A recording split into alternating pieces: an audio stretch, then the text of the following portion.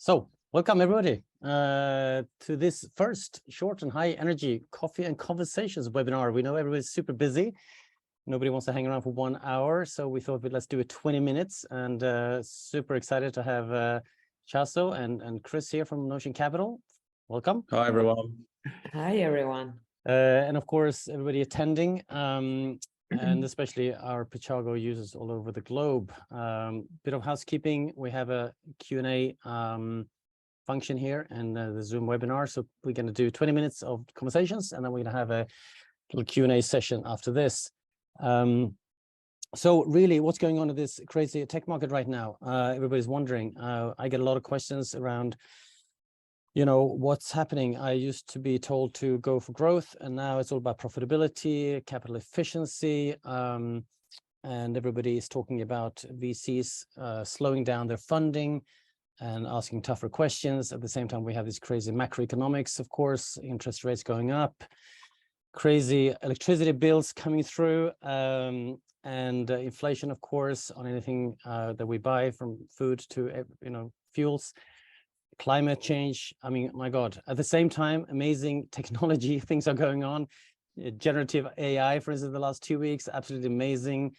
We're seeing some crypto winters, of course, so it's ups and downs. And I think also a lot of founders that I talk to are not just talking about difficulties or worries about raising capital, but also selling. A lot of customers are basically getting are freezing spend.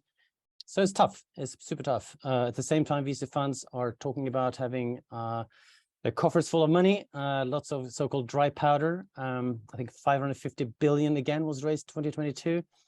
This is a crazy amount of money. So where's all that money is going to go? And I think also for me, having gone through the dot-com boom and bust, I think this is the first. I mean, that was also similar. This is probably a bit faster now, going from this philosophy, operating philosophy of growth to now some kind of austerity and you know, controlling your costs and so on and so forth. So with that as a backdrop, I'm really pleased to have you guys here to give us your perspective from your, you know, from a venture capital point of view. So maybe first off, if I go to you, Chris, to talk a little bit about what has changed in the last 12 months or 6 months even, you know, for you, and how do you look at the market, and what do you think founders are facing right now? Everything from seed to Series A and so on and so forth. And as you said, of course, Notion Capital, you guys are B2B cloud SaaS focused, but I think in probably some generic or general you know, observations here as well. But if I can hand over to you, Chris, and give us a little bit of your view from your vantage point. Thanks, Dogs. Great to be here. Yeah, well, I'm a founder first, and who happens to institutionally invest, right? And so we created Notion and announced it the day after we sold Message Labs back in the day, and we managed to have the majority of the cap table, so we could put money to work straight away in our thesis, which is Europe, cloud, B2B. That was our place of passion. And I know I don't look it, but I'm in my 50s, so I've seen a lot of cataclysmic events, both of my own making as a founder and an operator, but also in the macro world. So I did live through a whole bunch of crises in the 90s and the noughties. So this is just the sort of latest version of that. The first thing is that it's always there's always an opportunity to make a significant amount of cash from chaos. And so, you know, for the best founders out there and the people with the most hustle, you know, there's so much opportunity. But a year ago, you know, VCs were sort of wearing their pants on the outside of their trousers. They were these superheroes. They were full of hubris. And, you know, everyone's chasing that special little, you know, mythical unicorn animal that farts rainbows. And prices were just ridiculous. So last year, I actually didn't price a deal in 2021 because entry prices were so high. And just to sort of put that into perspective, you know, if you look at a public market SaaS business with relatively average gross margins, but you know, seen as a stellar opportunity like a Shopify, was trading at 60 times revenue, right? So that's relatively extreme, and that's come down by about 80%. So I'd be surprised it might be around 10 times revenue now. And the remaining darling, if you like, in the comps from a public markets perspective might be a Snowflake, which I think is trading at 20 times revenue. So that's still a sort of massive premium to the norm. But it's super fast growing, great business model at scale, et cetera, et cetera. So what's happened in the year? Well, basically, the maths has caught up, right? The sort of entry prices that people were getting in, the prices that people were listing out and the performance post-listing, a little bit of a overbuying because of the the digitalization surge during lockdown, where huge amounts of people buying technology, whether that's on the B2B side or whether that's on the B2C side. And the maths people started to realize as the, accountants started to turn up that the maths doesn't add up. And so we've seen this massive reversal, i.e. a compression in revenue multiples from a pricing perspective. And that's filtered its way down the market. But what we see is there's still loads of money around and sources of capital. There's a lot of diversity in terms of investors at the seed and the pre-seed. We still are doing notion about a deal a week in the pre-seed and seed, which not many people know about. We stealthily do like an angel co-investing strategy, pre-seed and seed. And then the problem is actually between the A's and the B's. So B's are where sobriety exists, and maybe a good Series B companies, somewhere between 10 to 20x. But the Series A, some of the best companies in the Series A are still getting away at 20x, 30x, and so an investor's looking at that thinking, okay, I'm going to invest now, and it needs to double or treble in size in order for me to get my post-money value. And so there's a lot of schizophrenia at the investment committee. And so there's kind of less volume and there's a flight to quality, if that makes any sense. And I know we've shared a little bit of materials with you, with just some of our data to give you an idea. So that's what you get. You might get a really hyped up sponsor, but then there are other people around the table where they might get their votes in order to get that deal over the line. And so there's a sort of slowing down in the amount of deals done. It must be said that the best opportunities in the world, founders still set the terms. That those 1% opportunities. But for everybody else, then the market is in a little bit of schizophrenia. So. You shared some slides. I'll pull them up a bit later on to give a bit of support to what you just said, a bit of some numbers and some charts as well. So turning to you, Itxaso, so you're a founder. You might have had some investment, maybe seed or Series A, and you had like cheerleaders saying, "Come on, grow, grow, grow." That's all you need to worry about. And all of a sudden, like, "Oh, hold your horses. Can you show profitability like in 6 to 12 months, by the way?" How do you handle that as a founder? And how do you see that? How do you coach your portfolio companies in this kind of schizophrenic environment? Yeah, that's a very interesting point. And in fact, I would say that as a founder, it's you shouldn't listen to the investors all the time. You also should do whatever you think you should do. And I think this is the type of people we like to invest in, right? And so you are leading your business and have and back your strategies at any point of time. But I would definitely think, venture capital has always been an industry in which we back, let's say, fast growth businesses. We back winners. We want our businesses to grow very, very fast, right? Often we talk about this rule of 40 that I think is Chris's favorite, in fact. Chris and I work together at Notion, for those who haven't looked at the backgrounds, but I'm the newest partner at Notion, and I bring definitely a product perspective and also probably a different accent to the mix. But on this rule of 40 that we talk about on software companies, basically we look at the combined revenue growth rate and profit margin. And the addition of those two needs to be 40 or above to have a healthy, efficient growth efficiency ratio in the business. In the past, I do think that a year and a half ago, when the market was incredibly rich and willing to put money into companies, we could even compromise a little bit on that profit margin and on that rule of 40 to get higher revenue growth. However, today we are in a much slower market, and I do think we need to be looking at this number much more closely.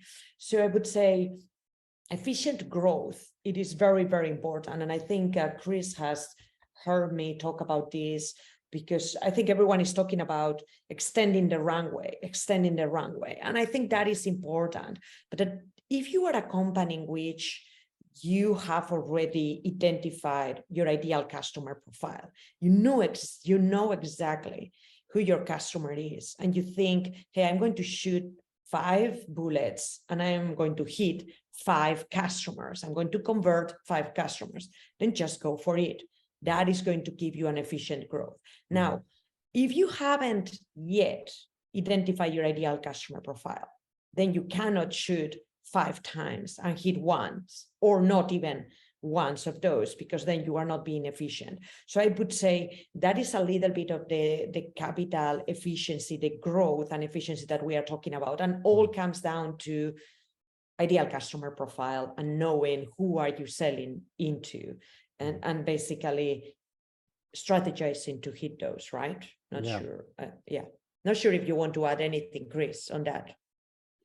Yeah, I think there's a market out there that we're talking about those companies that are kind of post-Series A, I guess, which may not be as many of the audience, might be a third of the audience, but there is a market out there that finds it attractive that if you're growing, at 30% and you're making 10%, then you hit the rule of 40, and they like those and they can buy you or invest in you and use you as a roll-up strategy. And then there are other companies that are much higher growth that won't be making any money, right? And so let's say they're growing at 100%.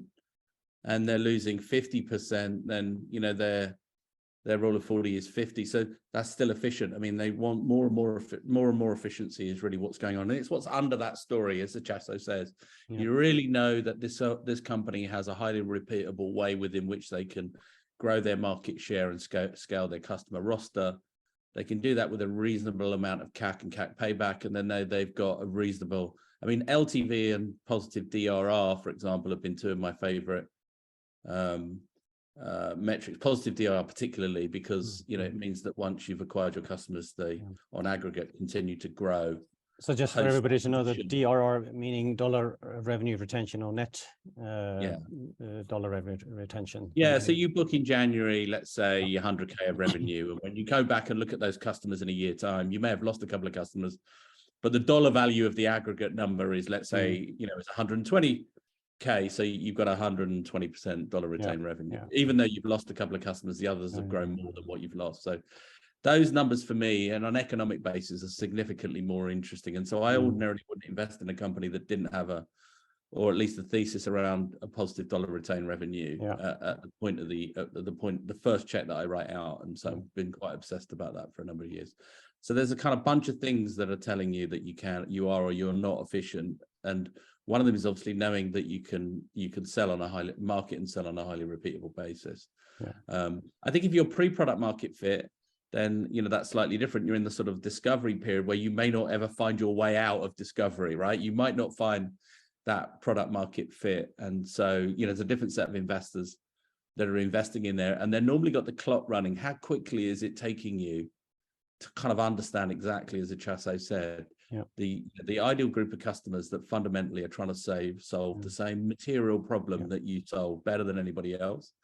And once you've got that, then people feel a little bit more confident that they can invest, let's say, in a late seed or a Series A. And so let's just to summarize a little bit what you were talking about before. Some slides here that you provided me with previously, which I think is a super good summary for this whole thing about your focus. You either go for profitability near term if you're at that position that you can do it, of course, still growing, or if you have a high growth, very efficient, very predictable, knowing that for every dollar that you spend, $2 will come out of the other end. You can actually see it. It's a highly functional machine, typically for companies who have reached product market fit, of course, identify their ICP and so on. You talked a little bit about also the kind of multiples right now that you're seeing. I think so. This is an interesting one. I've yeah. got a budget meeting tomorrow with one of my companies, and they're planning on burning more than they burnt last year. They're going to add more net revenue than they added last year.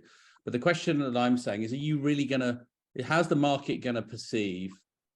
Because they'll raise money in 2024 that you've burned, let's say, 12 million, and you've only added 6, right? So they're in the kind of blue box in the middle, right? Yeah. And is it that you're opening up too many segments, right? And so there's about, if you really get granular around who you're selling to and what you're selling to them, then it's saying, look, you're opening up 2 international markets, you're opening up a couple of different segments, and you're adding people in order to address those markets. So that's basically you're opening up a bunch of J curves, right? These are these cost curves that you're adding cost in order to then get a return. You need to kind of compress that. You either need less J curves of cost, because then you're going to be growing faster. And your markets where you're already lighting up and there's a bit more efficiency coming in, and you've containerized that set of, vertical segment, let's say, then you can become increasingly more efficient. And which bit of your business is going at 3, 4, 5x? And should you be doing more of that and not opening up these other little segments? If you see, if you can think about it like a portfolio manager, then that's super interesting. So I'm trying to push them, only as a one person around the board that's saying, hey, is suggesting maybe you need to think about the fact that you do less, that you open up and you put more on when you're really, really winning, and encouraging them to kind of think about. So that the overall profile of burn to sort of net increase. I mean, they'll get through to about 12 million of revenue.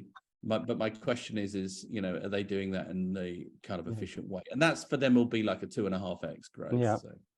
No, I think this is a great recommendation to bring in your burn metric, burn to revenue. Another one I've seen actually before this downturn, which is quite an easy one, quick kind of screening of investment opportunities to look at. How much money have you raised, and have you generated the same amount in ARR? Kind of a very quick one to say, like, well, how capital efficient have you been so far with the money you've taken into your company? And I think it's a good one to use. So in terms of multiples now, of course, we're back to the base case of 5x, which historically, of course, has always been the case. We forget that sometimes. We had a kind of a bubble in the last couple of years, so it's nothing weird about this. What's weird, of course, today is that we have high inflation and we have high interest rates, and money isn't that cheap anymore. But any comments on this, Itxaso or Chris? I think, yeah, I can just comment on this. I definitely, there are some companies still valued at over 25, 30x, but we are talking about very few of those companies. They are the snowflakes of the world, right? They do still have a huge growth and very high multiples. We've seen lower multiples overall on the companies, and we've seen companies, in fact, I don't think Chris mentioned this at the beginning, but one of the changes we've seen is companies that in the past, they raised money at a very high multiple. We are right now looking at them, and they are, in fact, open to take investment at a lower valuation. And at a certain point, we passed because we were not prepared to invest at those multiples, and now they need to extend those runways, and they are still prepared to take a little bit of a cut on those valuations that they got in last year, which I think it's smart in many cases, because it is very difficult for them to grow into those valuations. So definitely the multiples are going down. Do you see this now being the case for the rest of the year? For the next year, I should say, or do you see that we're gonna bump around like at the bottom of this for the next kind of 12 months? I think next year's going to be quite chaotic, through a number of lenses. But I think, like we said at the beginning, we're really talking to what we said at the beginning. The market is moving around in terms of the way that it's valuing assets. Remembering that most investors, VCs, make a huge amount of money on very few of their assets, right? So, we're interested in investing in these extremely edge case, opportunities that blast our returns significantly, and then there's kind of everybody else, right? And so the market will value and reassess the way it values things all the time, and so we're really sort of back at the norm. So the hubris window, this latest hubris window, has kind of ended to some extent, and it'll be a bit chaotic. But look, there's more capital around than there's ever been. That capital will get concentrated towards the best companies and the founders with the most hustle. And the macro thing is that, we have an aging population. I have a number of bets on the basis that there's a sort of population megatrend where there's not enough people for the job requirements that we've got today. Any founder I know, if given an open checkbook, has more devs, more product roadmap and devs than they have money, right, to invest in. And so, the ability I know people are talking about layoffs and stuff like that, but those layoffs will get mopped up unbelievably quickly, as we know, right? So, software's never really been stronger. The issue is around people's ability to take that product to market and gain a significant holding of market share in the defined market that they're going after, and then they then start to consume larger and larger percentages of market share, where they become the kind of leader of that play, right? And so that's really what's been kind of distorted, is there have been too much overinvestment in a number of companies that have now sort of reversed the way that they've been valued. So we've come to the first 20 minutes, and we have a few questions. We have one question from Sohaib Ahmed. Please, everybody else, if you want to put some questions up. I have a few more questions, but maybe we can start with the one here, and you can probably see it as well, Chris and Itxaso, but let me just read it out. You have mentioned a number of challenges like cost of living, impending recession, inflation, interest rates, etc., for startups where their value prop includes helping other businesses with these things. For instance, helping brands understand changing consumer behavior. Is there any particular advantage for these startups in the current environment? And if so, how should they position themselves from a fundraise perspective? It's a long question. I hope you got it. I can go with a couple of good advantages in this space. One is, and Chris just mentioned it, it's around talent. Many companies are going to let go incredible people. So last year was very difficult to hire people, the best talent at reasonable prices. I do think today companies are able to attract the best talent at much more reasonable rates. So I think that's a great opportunity. And I will also mention another one, and then I will let Chris talk, because he has gray hair, which I don't, and so I didn't go through the previous recession, but he can talk about that too. But I would say today we have a lot of founders and operating angel investors, people who are basically building companies, operating in businesses, and they are also putting money into companies. And the number of those investors has grown incredibly fast in the market. There are hundreds of them in any geography, in a given place. And so I would say that's a great way for founders to raise their initial rounds of funding.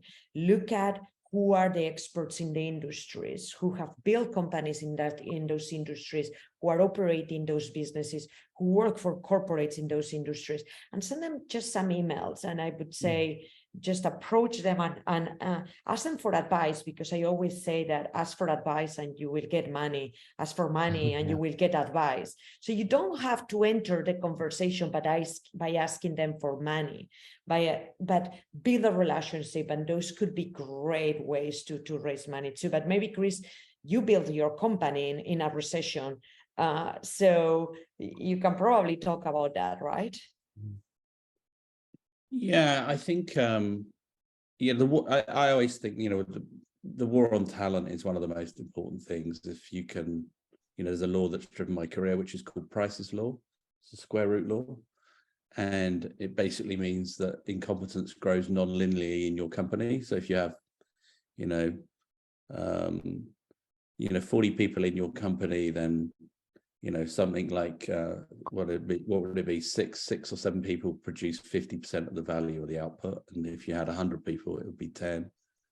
So the ability for you to kind of hire the best people and outperform that, it has a very, very dramatic ability on your ability to win. So I don't think that was really the question that was asked. I think what's been one of the biggest phenomenons in the last 10 years of my career is the amount of federal money that has juiced the system. So all of the big global economies have coordinated the fact that they've been printing money. And that's in many ways sort of been the air that's inflated the balloon that's gone pop.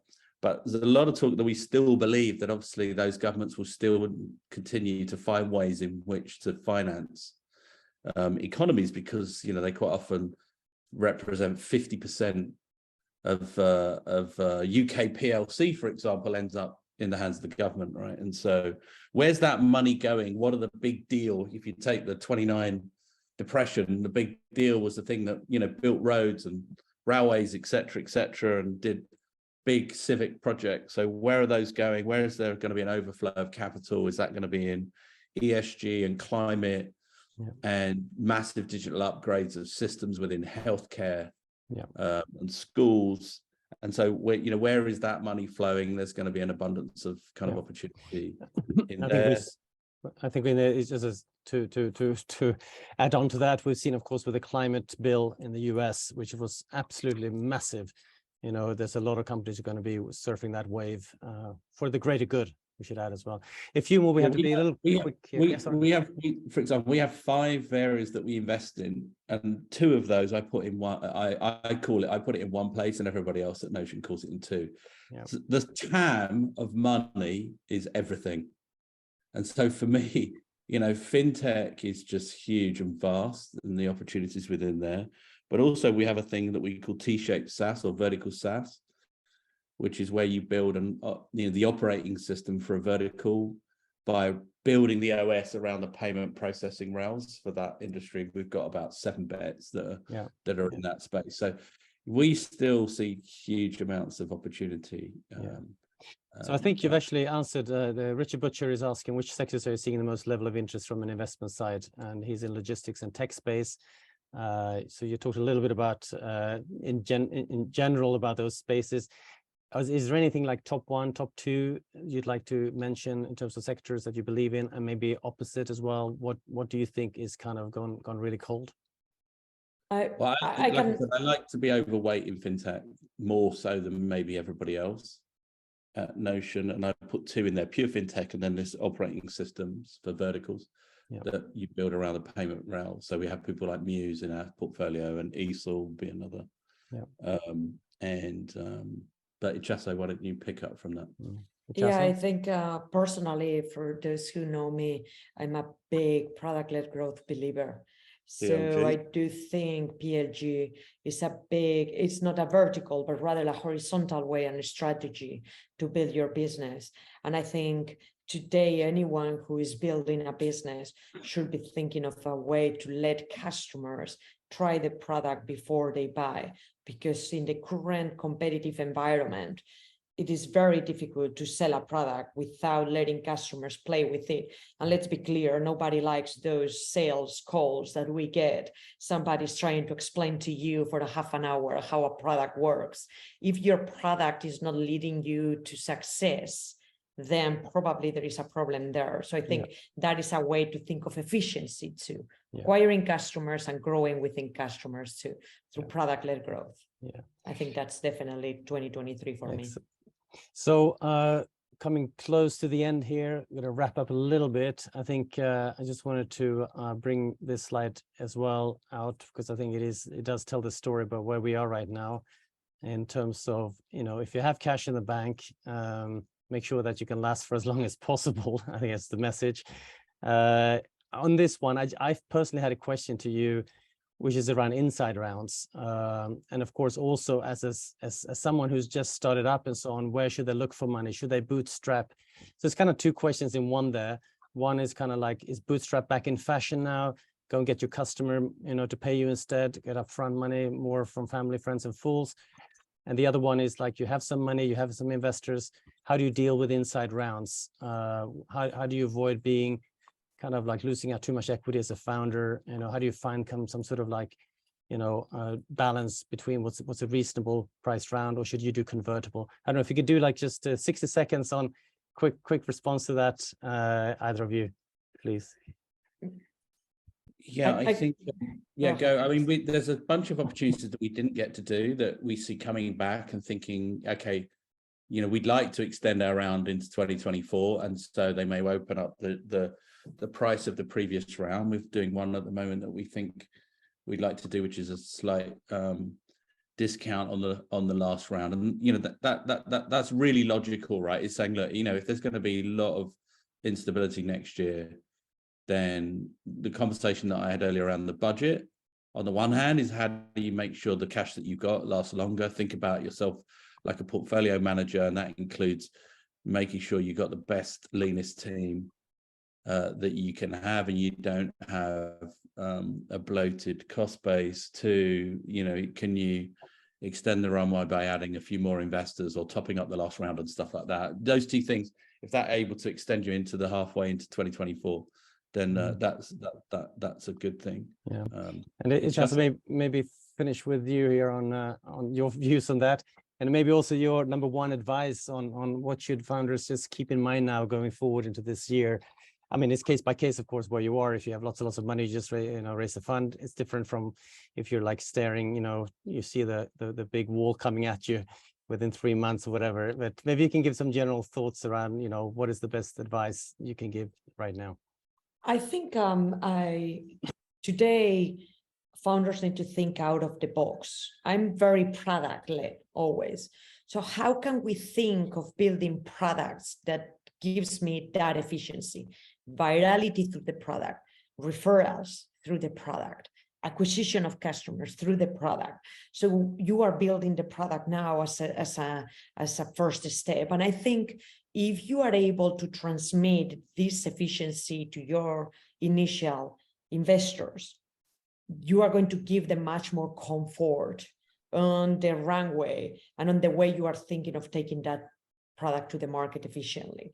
And I think, to me, that is very important right now as an earlier stage investor, thinking out of the box. Think of strategies that are a little bit out of the box. Don't do what everybody does, but rather use the product strategies for that. Yeah. Thank you very much. Yeah, Chris. I just got a point, and then we're going to wrap up. But look, everybody's lives are so short, and people on the call are unbelievably talented, right? And so you just got to think through the basics. Is the problem that I'm solving painful enough? Yeah. Is the problem that I'm solving, if I solve it, is the market big enough? You know, am I or my colleagues the people that fundamentally can solve that better than anyone else? You got to get all of those answers to be yes, right? And then it's a life that's worth living. Otherwise, think of solving a worse pain, you know, that's in a bigger market, solving it in a slightly different way. I mean, that's it. If you want to play the venture game, you know, you have to go super big, right? So yeah. So we're getting some more questions coming in here. What we have to do is we'll have to come back to those. Thank you very, very much. I'd just like to wish both of you a good recovery from your COVID. And thank you for your time. I'd also like to say that to everybody who attended here, thank you very much. I'm sure everybody's stressed ahead of Christmas. You know, you got shopping and stuff to do. I'm sure I have. I like to say also that from my own experience of being an operator of companies and so on, I think I would just like echo what Itxaso was talking about there, and being innovative, at the same time focus very much. If you can provide something to your customers that are quick wins, you know, kind of painkillers instead of vitamins, you know, time to value is going to be super important, I think. We're going to come back on those topics probably in January with another coffee and conversation. So I hope everybody enjoyed this. And again, thank you to Chris and Itxaso. Have a coffee, and then after that, a whiskey maybe to cure yourselves, and talk to you soon. Thanks so much, everybody. Thank you so everyone. much. Thank you. Thanks, all the bye. best. Bye-bye. All the best.